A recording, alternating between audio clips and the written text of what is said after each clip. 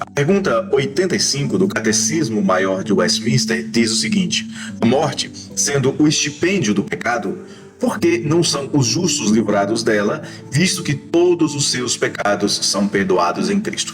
Traduzindo esta pergunta é o seguinte: já que os nossos pecados foram perdoados em Cristo e a morte é o salário do pecado, se ela já foi paga, por que os crentes continuam morrendo? A resposta de Westminster é o seguinte: os justos, no último dia, serão libertados da própria morte. E no ato de morrer, estarão isentos do aguilhão e da maldição dela. De modo que, embora morram, contudo, vem isto do amor de Deus, para os livrar perfeitamente do pecado e miséria e os tornar capazes de maior comunhão com Cristo na glória, na qual eles imediatamente entram. Alguns textos bíblicos tratam deste assunto, há muitos outros, mas podemos citar, por exemplo, 1 Coríntios 15, Romanos 14, Salmo de número 116, Apocalipse 14, Lucas 16, Lucas 23 e Filipenses capítulo 1.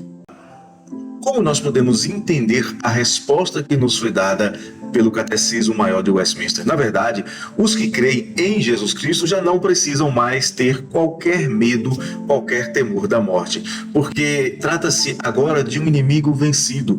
O que antes era aterrorizante perdeu a sua força, perdeu o seu poder.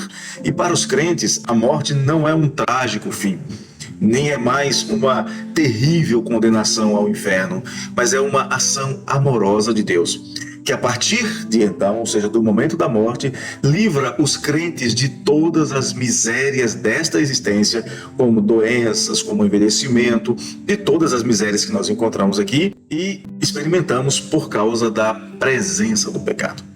Uma outra circunstância positiva da morte para os crentes é que, por meio da morte, todos eles são glorificados. Eles entram imediatamente, por meio da morte, numa comunhão ainda mais perfeita com o seu Senhor, com seu Salvador Jesus Cristo, permanecendo então em sua presença gloriosa nos céus, onde há delícias perpetuamente.